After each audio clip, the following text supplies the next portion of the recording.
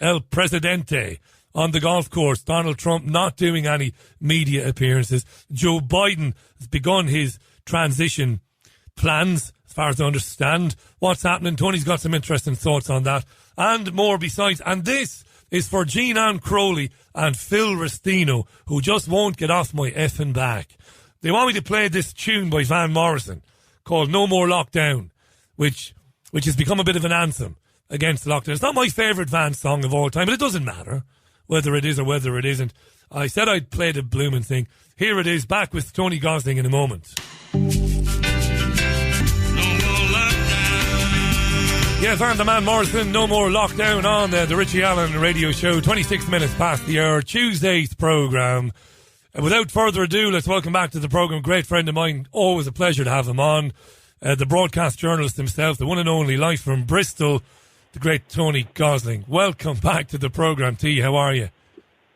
Hi, Richie. Thanks ever so much. Hope you can hear me okay. Yeah, you sound good. A little bit tinny, but I can do a couple of things on the desk. I can magically make you sound like Barry White if I want. I'll do that. Tell me this. We've lots to talk about in the 35 minutes that we've got today. I want to start because I've been doing a lot of coronavirus-related stuff in the monologue. What about claims made by the Republican Party? Increasingly, more and more members of the Republican Party, more and more senators and congressmen and women in the last 24 hours, that Donald J. Trump, the president, the outgoing president of the US, might have a legitimate claim when he says that he was defrauded, that the election, stinks, effectively. What do you think, Tony? Well, like any sensible person, I am just waiting to see what happens with the Electoral College in 10 days or whatever it is, because these are the people that actually decide what the result is. We've obviously had, quite a clear, apparent Biden victory, but you can't actually, they shouldn't be jumping in the gun. You know what makes me really suspicious about this is as soon as, the Biden called it, the press are actually an interesting indication of what the oligarchy want us to think. And what they did immediately, the BBC, CNN, and the rest of them, immediately start calling Trump a liar for questioning the vote. Now, hang on a minute. This is not what a professional journalist would do. Trump questions the vote. He's filing lawsuits, right, which he's been doing pretty much from the start of since Biden declared it. So what a journalist would do in that situation is they would wait for the outcome. They would say, well, Trump is making claims. But no, they were saying on Wednesday, lying, right? So what's going on here? Something very peculiar. Sorry, not Wednesday. That was when the actual election was, when the claim was made at the weekend. So I'm very suspicious that you've got the press immediately jumping on Trump's claims that he may have been being defrauded and it's going to court as lies. That to me tells me something that, these guys have been briefed. Look, Trump is going, and that then also suggests that there may be some sort of operation to kick him out. And maybe there's something to what Trump is saying. Maybe. For people who are listening to the programme and they are relatively new to it, you must understand that I personally do not have any time for Donald Trump or Joe Biden or Boris Johnson or Keir Starmer, any of them, none whatsoever. But I have to be fair. His supporters are asking a very interesting question today. They are pointing to the Pfizer BioNTech vaccine development, and they are saying the timing of that is quite extraordinary as well. For that announcement to be made, definitely hot on the heels.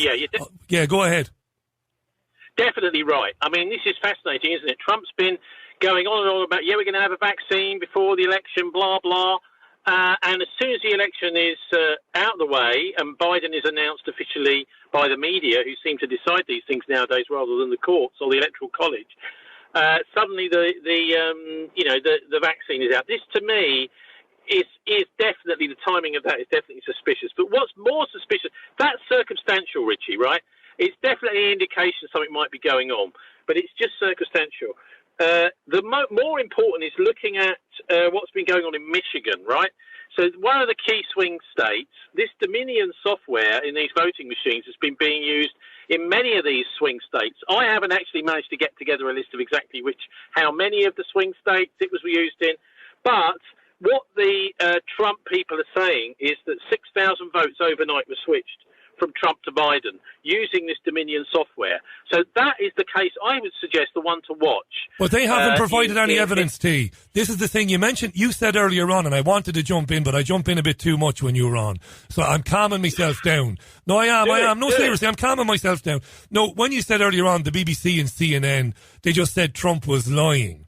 I was going to jump in and say that the BBC and CNN would argue, A, Trump has a history of lying, and B, his campaign team never made any evidence available to either the BBC or CNN. They made all these claims about fraud, but they didn't actually present any hard evidence to the news media. Yeah, but what they've been doing is they're presenting it to the court. And they don't trust the media, as I don't trust the mass media. Often what happens is what you're saying gets twisted. If the mass media, if the Trump camp gets a phone call from the BBC saying, show us the evidence you've presented to the court, you know what, I'd tell them where to go. Because they don't have any trust in those organisations. And also, of course, that they are part of the machine which is trying to bring Trump down, that's been hating on Trump.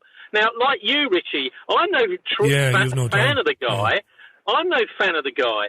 But when it comes to elections, we're very good in America, aren't we, at calling out Venezuela, calling out all sorts of other countries, Belarus, every time there's an election, it's fixed. Yeah. But not apparently in the States. Now, these things should be decided in what's left of the remains of the American judicial system. And as a journalist, you would never use the word lie to describe something that a sitting president is saying, which is being challenged in the courts by the president. It's just not a professional thing to do. So that tells me that they are partisan and that they're doing this for a reason. And it may be there's a whole much deeper op involved in getting rid of Trump and putting Biden. And I'm not saying that that's the right or wrong thing to do. I'm just saying from a news management point of view, that's what looks like was going on to me.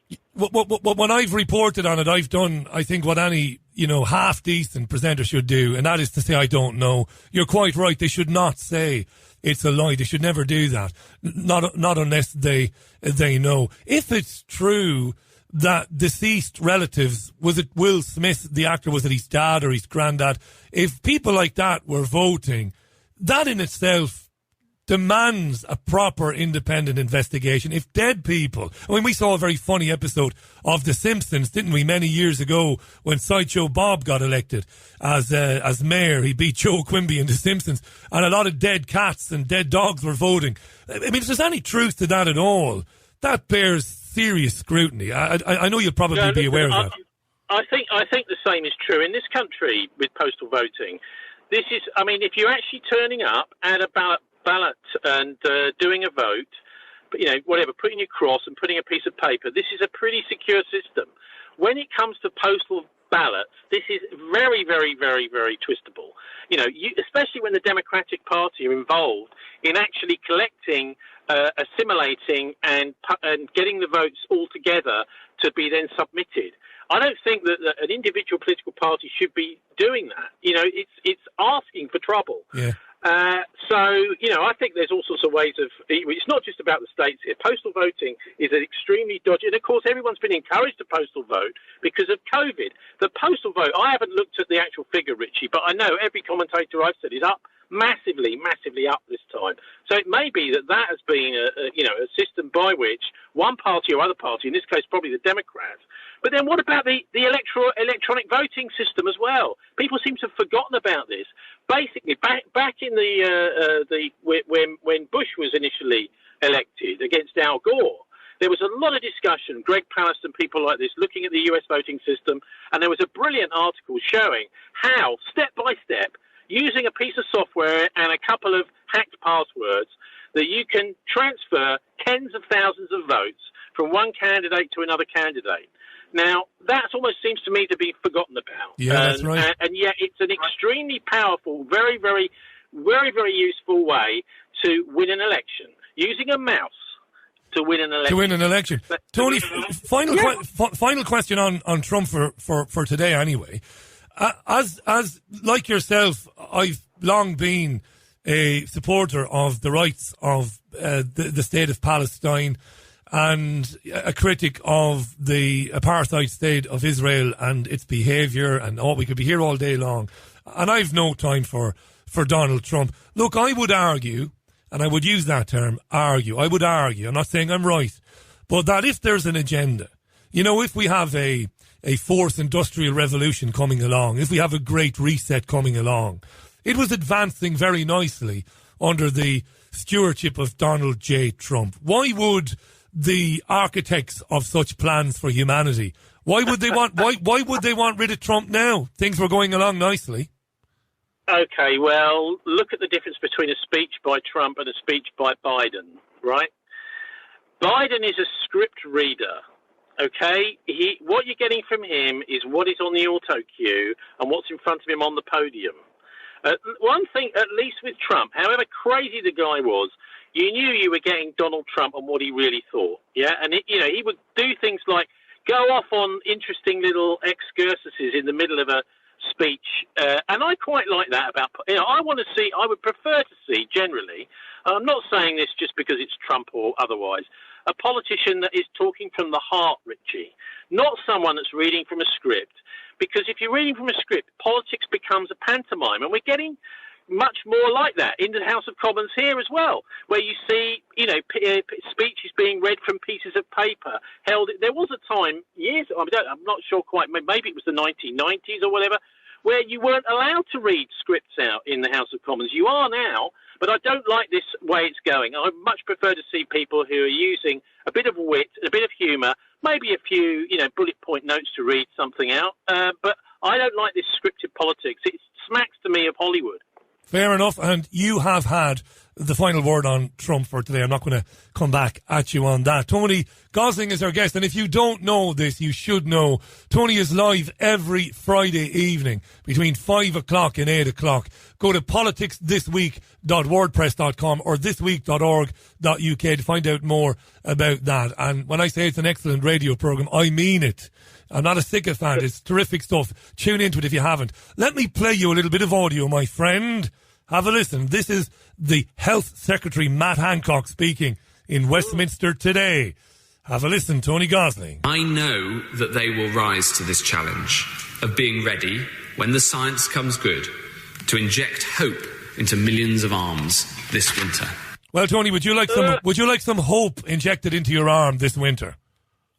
I'd rather have excrement taken from a drain injected into my arm rather than Matt Hancock and his disgusting bunch of...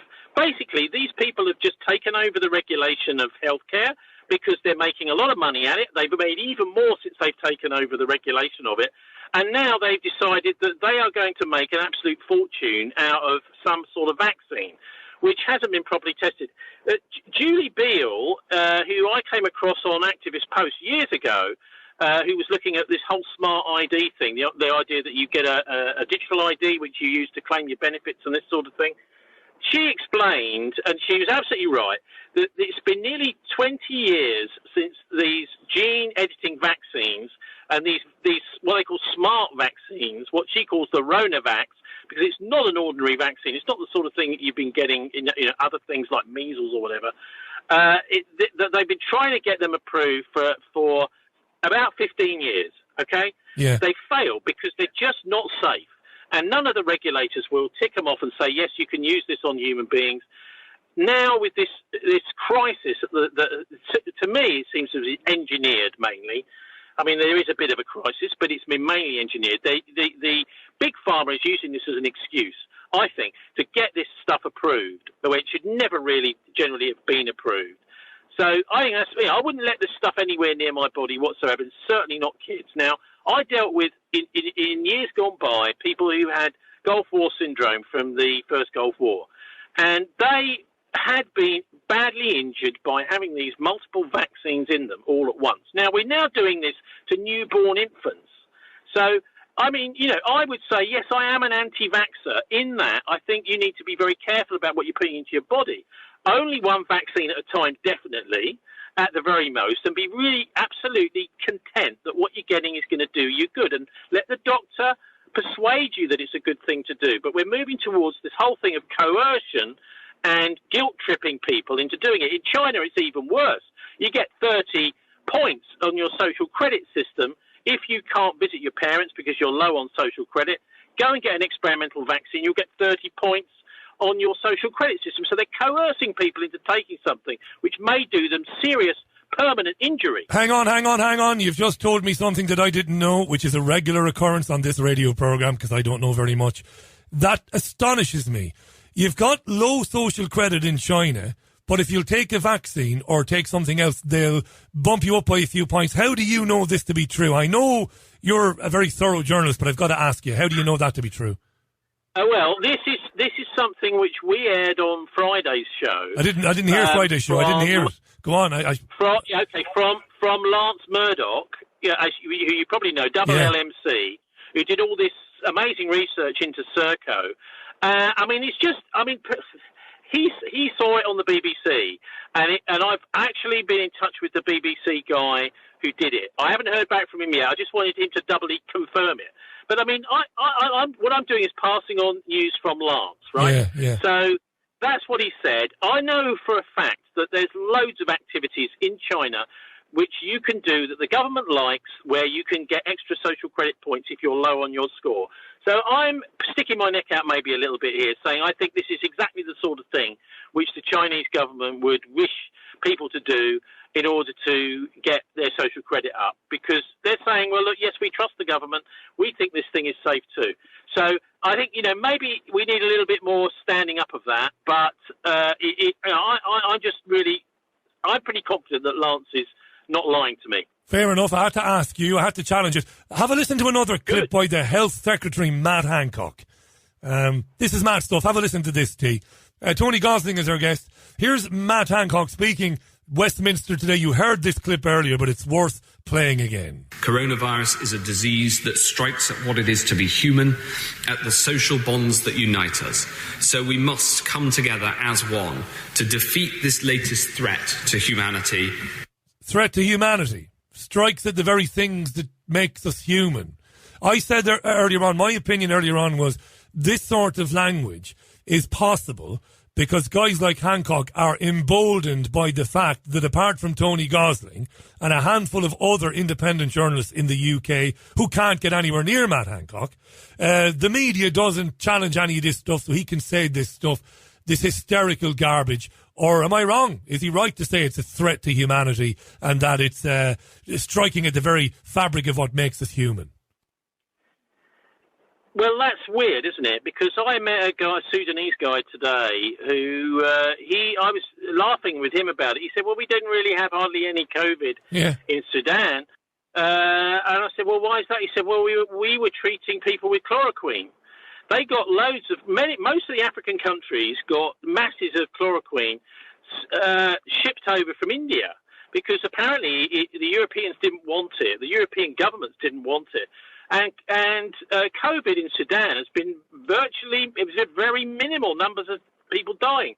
Not because they don't have elderly people, of course they do, as one person I saw was saying, but because they were using chloroquine to treat this. Now, this is a very, very basic treatment from 2005. It was all experimented on back then, and they realised that this will treat SARS. Well, guess what? The World Health Organization changed the name of this virus, didn't they? From SARS-CoV-2 to COVID-19. I think to get rid of the potential connection people would have between COVID-19 and SARS. The SARS treatment with chloroquine was known to be very, very effective. And what did the French government do? This is the great smoking gun, I think, Richie, is they took all the chloroquine off the shelves middle of January. So that people couldn't have access to it in France. It wasn't a prescription drug. It was an over-the-counter anti-malarial drug. But they turned it into a poison in the middle of January in France, and they took all the stocks of it. So this is actually, I think, an attempt to kill more people than needed to die of COVID-19, and also to up the fear factor, so, you don't even know what you're treating here. So that's one of the reasons I think that, we need to be incredibly suspicious. It's partly Matt Hancock and his ham-fisted, cat-handed people, most of whom, of course, are on the revolving doors from the pharmaceutical industry in there. One person, I don't know if you've come across this, but it's Public Health England. Who is in charge of Public Health England? Well, isn't that funny? Because the director went last September. We've got an interim chief executive of Public Health England, a guy called Michael Brodie, who's not got any medical qualifications at all. He's been the person in the centre of making many of these decisions. And guess what? His degree is in accountancy.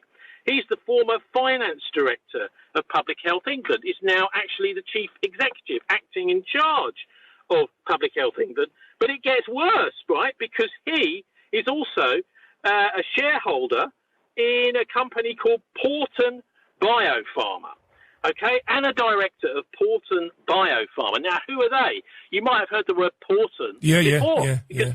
Porton Down is where they're based, right? So this is the military research arm of Kinetic and the Ministry of Defence.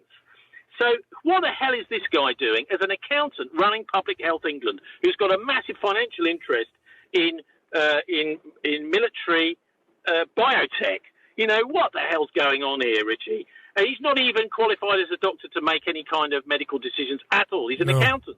There's a little bit of misinformation doing the rounds of the internet about Porton Biotech, and that is that Matt Hancock has personally got shares in it. He doesn't.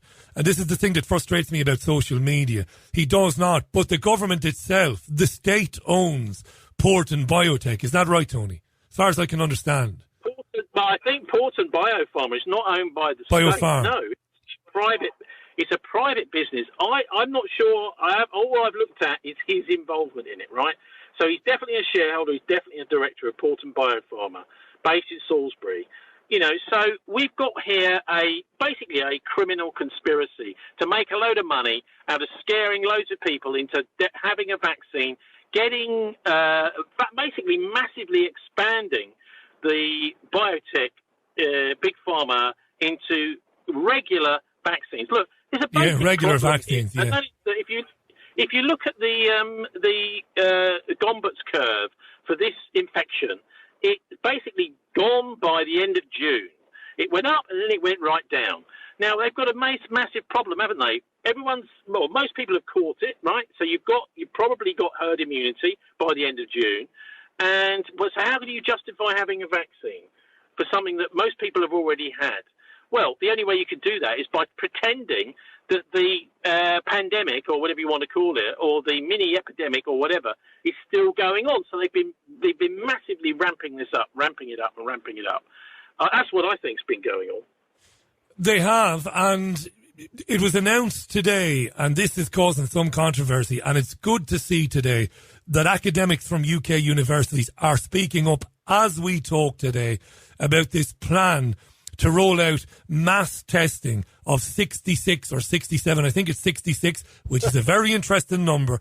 Local authorities in England, they're doing it in Liverpool and using the army to do that. And the sickening thing about this is they are specifically looking for asymptomatic people. They want every single person in Salford, Manchester, Liverpool, Bolton, I could be here all day. They want everybody to participate, but they admit freely that they are really seeking people with no symptoms whatsoever, whom are perfectly well and healthy, to see if they've got any trace of coronavirus so that they can tell those people to isolate. Tony, they're not making mistakes here. This is by design. Somebody wants to turn the country. Yeah. The army, Tony. You've been talking about this for years. Look, the army are involved, I think, for one reason and one reason only, that they lost in Syria and in the Middle East. The Russians beat them, and they've got nothing to do at the moment. They've actually been training over the last week or so with the French paratroopers on Salisbury Plain. My friends over there have been telling me. But the main reason is because the people like Serco and the other private companies that have been doing a lot of this work, so-called NHS work, which of course is just big pharma doing it for themselves, they have a massive problem in that they love hiring cheap labour, and they can't find enough people anyway who are qualified to do this work. And so they've been getting egg on their face because they've been hiring people that either can't speak English or don't know anything about, working in labs and that sort of thing. So they've had to get the army in, I think, because they just haven't got reliable. It's a bit like the G4S business at the London Olympics that we covered back in 2012, where G4S were hiring loads and loads of people that didn't know what the hell they were doing and didn't care, but just they were cheap. They would make a lot of money out of the Olympic contract, and the army had to be brought in for that because it was a complete fiasco. So I think that's why the army are there. I don't think it's necessarily sinister. Also, I think it's a good opportunity to have conversations with some of these soldiers and officers, to talk to them about what's really going on, about whether this is a bioweapon, which I certainly think it is. So also I must say something a bit about Mike Yeadon, because he's the key guy. Obviously, he's Pfizer is the former vaccine Pfizer, which they're saying has come out, and he's the former chief scientific officer at Pfizer, and he's calling it out big time. In anywhere you can find him saying anything, he's saying the whole thing is a load of rubbish. Just from from his own scientific point of view, so an ex-insider in Pfizer, he's saying he's saying the tests are massively, massively exaggerated. 90-95% false positives because they're testing so many people, that have no symptoms. That you're bound to get a few, every 100 people you test, you're going to get a few false positives in that 100. So they want to test loads and loads and loads of people who are asymptomatic.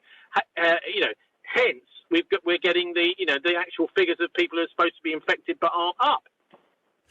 Mike Yeadon's an interesting character. When he left Pfizer, he opened his own company, which did business with Pfizer. He's very much pro-vaccine. And when he was chief scientific officer at Pfizer, some dreadful things happened on his watch.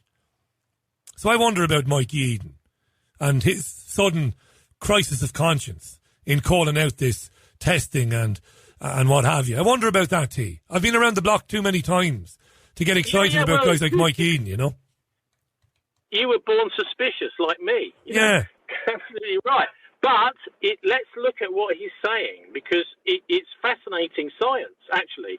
And do you know what makes me so convinced that he is correct? And that is because he's a top person in his field, right in the middle of this industry, and he's been completely cut out of certainly all the TV and radio. He's had a couple of articles, I think, in the Mail, one or two around in the newspapers. But the CNNs of this world and the BBCs and the ITVs of this world have pretty much cut the guy out. They've ignored him, yeah. He won't talk to me, though. He won't talk to you either. Because obviously, if a guy like him comes on this programme, everything is on the table, including Nigeria, including everything before. No, I'm not. Maybe he will. Maybe he will talk to me. I haven't even asked him yet, so maybe he will. Ask him, get him on. Tony Gosling is our guest. That's a good opportunity to recommend Tony's programme live every Friday, 5 to 8 o'clock, thisweek.org.uk, presented by Tony Martin Summers. It's terrific stuff. It's a more highbrow... Say again, T? It's a more highbrow version of the Richie Allen show. It's a more intellectual. It's more intellectual. It's a bit of a bun fight because it's a double-headed show with Martin Summers and I. And we're apparently going to be coming off the back of you on Friday. Is that right? That's right, yeah. I must take this opportunity to be completely honest. One of the things I was going to do on Sundays was rebroadcast Tony's programme on Friday. That never happened, and I never got into really explaining that to the listeners whom I promised, and they were very much looking forward to it. I've been warned time and time again by people I know working at the BBC who deal with Ofcom compliance that the minute I start streaming something else besides myself, I then become a linear schedule. I become a station. And if I become a station, they'll come after me and ask me to get a license, which they're going to do eventually anyway. And I don't need that to happen. I don't think you need that to happen either. But yes, on Friday, I'm going to be broadcasting between 3 and 4:30 or between 3 and 5, depending on when I run out of material. I'll be gone by 5, and I'll be handing over then to the man that you're listening to today, Tony Gosling, of course, formerly of the BBC and BCFM in Bristol. Listen, can I ask you this, T? We're 5.5 minutes to the top of the hour. We've got another 5 to 10 minutes to chat today. Thanks for coming back. You mentioned earlier on dystopian nightmare situation, China recommending to people, well, if you take a vaccine for us and if you be a good boy and protect other people, will help your credit score. Do you think, as it stands right now, that unless this is halted, unless people stand up and try somehow to take back their own inalienable human rights, that if we don't do that, next year, we are really looking at a situation whereby our right to travel, to assemble, to congregate, to go for a pint, to go to the cinema is going to be determined by what is said on our health passport and on whether or not we're up to date with our inoculations. Is that what you think we're looking at down the line? Well, it could possibly. I really don't know. I think you need to dust off your Bible, get out Revelation 13, have a look at some of this, these prophecies, because this is unprecedented as a global assault on basic rights, the right to work, the right of freedom of speech. Basically, a lot of these rights are being, my basic right as a journalist being booted off the airwaves unceremoniously. And various other things. I mean, there's a whole load of rights which have been torn up. Basic freedom of assembly, that sort of thing. I was at a demonstration in Stroud in Gloucestershire on Saturday, and I've never seen the police anything like it. And I was chatting to a lovely little old lady who lives in a bungalow in Stroud, and she elbowed me gently, and she said, this is worse than it was in the war. No way. And a German woman I spoke to, I interviewed, hopefully that interview will be on Friday's programme, was telling me about how this reminded her very much of what it was like trying to visit her relatives in East Germany when she was in West Germany. The same kind of bullying tactics, loads and loads and loads of questions just to harass you. So I really don't know where it's going. All I know is we will win. Because these people cannot crush the human spirit. They can't factor the human spirit into their, war games, their models that they use.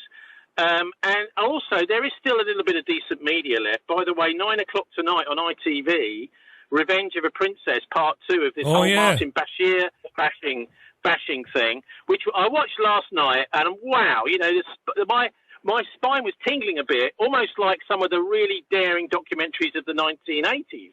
This is good stuff, and it's getting to the heart of just how wicked and evil Prince Charles was to Diana, calling her out in public, saying, oh, maybe I think I'd be nice to have 2 wives, one on each side of the street, in front of Diana, who, she couldn't say anything about it, and he knew it. He's basically torturing her in public. I'm more powerful than you. And this sort of stuff is coming out in this documentary. So this attack on Bashir, who, by the way, is in charge of BBC's religious broadcasting, is a way for the royal family to try and get back at Bashir and anyone who was involved in that. Sorry, T, so you've got a bit of sympathy for Bashir. No, I recorded this last night. I didn't watch it. Definitely have. Oh, yes, I think so. This is, I mean, she wanted to get onto Panorama. It's been said something like 5 years. She's been trying to get on there. They're trying to make out, Spencer and his lot, that, Bashir used me as a way to get to Diana. No, absolute rubbish. And, so this is just an attempt to bash Bashir because they can't bear that this can go out, this documentary, without bad publicity, for the BBC, for Bashir. But remember, Tim Davies just taken over as the new Director General. This guy from PepsiCo, who is in with the oligarchy. Right. So he is making life difficult, and he'll almost certainly sack Bashir, who at the moment is head of religious broadcasting for the BBC. And that, God knows what's going to happen to our spiritual broadcasting on the BBC once Bashir is booted out. I don't know what happened with this forged document or whatever. But this, I think that's the basic backstory of what's going on, is that the royal family are horrendously embarrassed by this documentary, and so they've got to have a go back, and they have grudges which go back decades, don't they? Bashir is somebody they wanted to chop his head off, but they weren't allowed to. No doubt they didn't like him. What about those who remember that interview and who felt that Bashir was far more interested in advancing his own career than actually protecting Princess Diana, that he didn't do anything at all to protect her, and that he did have a moral obligation, he had an ethical obligation as a journalist, to caution her as to what she was going to say and what it might mean for her. Diana lovers, and there are many of them still, they don't like him for that reason. What do you say to that? Look, It was a terrific interview, and that wasn't just because of Diana. It was Martin Bashir as well. They had to go undercover, didn't they, in order to get that interview. It was a hell of a difficult thing to do with the establishment breathing down their neck. And also I spoke to Richard Eyre, who was one of the top executives at the BBC, shortly after that interview, on a one-to-one, actually up in the Director General's suite at Broadcasting House. And you could see that he was, he'd risked everything getting that interview out. And also the royals and the establishment have been, remember they're constituted under a royal charter, the BBC. So, the idea is the royals control it. But it was very difficult to get that interview out. And I think that the executives that did, including Bashir and the rest of them, did a fantastic job in even getting it to air, because they had to keep it secret, like Andrew Morton did with his book from, everybody else, in order to actually get it on the air. So the royals were surprised by that when it came out, which is a brave thing for broadcasters to do, in an organisation which is constituted under a royal charter. I remember watching it. I think everybody does. It's one of those television moments, if you're old enough to remember it, that you'll never forget. Just before we get the absolute final word from Tony Gosling, because we're just about out of time, I will mention this again on Friday. I will plug the granny out of it on Friday. Not that I need to, because you've got a very big audience in Bristol and beyond Bristol. Tony will be live every Friday. He is live every Friday at 5 o'clock, between 5 and 8, with the Politics Show, thisweek.org.uk. Also check out Tony's website, bilderberg.org as well, which is an absolute amazing website for information about the elites and how governments are controlled. The think tank, the Bilderberg Club, it's much more than a think tank. Great to have you back on today, mate. Listen, just a couple of things finally, Richie. Go on. You can, of course you can. You know you can. Go ahead. Okay, so I've just published a book which was actually commissioned by a guy called Charles Hewitt, who runs Pen and Sword Books in Barnsley, back in 2012. And then when I sent him the brief for it, he called me up and said, "Can you come and visit me?" And I came to visit him, and he basically told me, "This is too political, I'm not publishing it." So it's now been published as a PDF book. It's called The Traitors of Arnhem, and it includes also my Martin Bormann work and looking at really the end game of the Second World War, how people like Winston Churchill and Desmond Morton, who was his private secretary, were doing deals with the Nazis in the last few months of the war for enriched uranium, and also, of course, for the $1 billion or so in loot the Nazis had looted from occupied Europe. So, one of the traitors is Winston Churchill at the end of the war. So that's just out. But also another thing is Hong Kong is a very, very important place right now. It's like the front line against this kind of totalitarian system the Chinese are trying to bring in right across China, with 1 million or so Uyghurs in these internment camps, re-education camps. I mean, it's pretty bloody sinister. But the Hong Kong story I came up with last week, I actually managed to get hold of the chair of the Hong Kong Journalists Association. It's that important over there. It's not been reported in the West at all, hardly. I think there was a little article in The Guardian about it, but none of the rest of them have really reported it. It's the arrest of a journalist over there who was involved. You may remember last year in July, there was a horrific incident after one of the big marches with 2 million people, where people were returning home in Hong Kong from the demonstration. And as they were getting off the train, there were a whole load of triad members with metal bars beating up women, kids, everybody. And there were something like 50 or 70 hospitalised, but there were so many people injured that they couldn't hospitalise. Some of them just had to be told, "Look, you're badly injured, but just go home because we haven't got enough ambulances for you." Anyway, it was a horrible incident with these triads just beating up absolutely defenceless people as they're getting off the train. They didn't know what was going on. They had nowhere to run. Anyway, so a guy called Julius Ho, who was a pro-Beijing MP there, he was filmed shaking their hands afterwards, the triads. I remember this.